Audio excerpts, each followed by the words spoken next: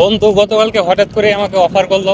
Offer করার পরে আমি আবার অন্য জায়গায় চলে গেছিলাম, এই জন্য গতকালকে আর যাওয়া হয় নাই। তো আজকে যাচ্ছি। বন্ধুরে অসংখ্য ধন্যবাদ আমাকে সিলেক্ট করার জন্য বা তার সফর সঙ্গী আমাকে করার জন্য।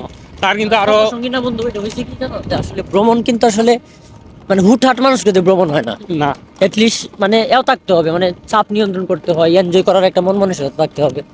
এই কারণেই তোমার এ করা, মানে তোমার জানানো আর কি, যে তুমি কি আসলে আমাদের সাথে যাইতে পারতেছো কিনা।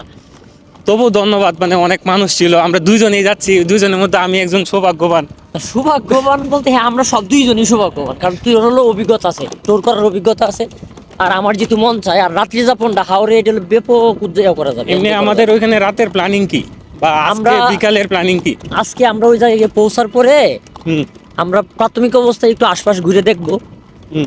ওদের যে জীবনযাপন আছে আমরা চেষ্টা করবো জানার, এবং রাত্রের জন্য প্রিপারেশন নিবো, রান্না বাড়া করার একটা ব্যাপার থাকবে। ওইখানে রান্নাও করা যাবে? হ্যাঁ একদম, আমরা নিজে রান্না করবো, মাছা ঘরে থাকবো, মাছার ঘরগুলো যদিও পরিষ্কার থাকবে আশা করা যায়, তারপরে আমরা গোছানোর মতো চেষ্টা করবো নিজের মতো করে। তাহলে বাজার টাজার কি আমরা কি বাজার- করে নিয়ে যাব? না, বাজার আসলে প্রাথমিক অবস্থা ওরা তো রেগুলার খাবার দাবার যেহেতু করে, হুম। যদি আমাদের এক্সট্রা কিছু খাইতে ইচ্ছা হয়, যে আমরা আসলে কিছু ভালো কিছু খাওয়া দাওয়া করতে চাই, কিন্তু আসলে এই প্ল্যানে আমরা যাইতেছি না। আমরা যাইতেছি যে আসলে যে ওরা যা খায়, ওরা যেভাবে থাকে হুম। আমরা এইভাবে থাকবো, এবং আমরা এইগুলা এনজয় করবো, টোটালি তাদের লাইফ।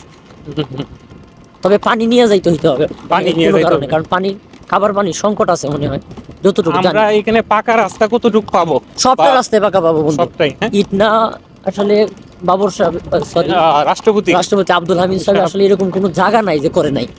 সব জায়গায় তুমি পাকা রূপ পাবা, সাবমার্সিবল রূপ, যেটা পানি নিচে উঠতে তো রাষ্ট্রপতি আব্দুল হামিদ সাহেবের কাছে এই জন্য কৃতজ্ঞ।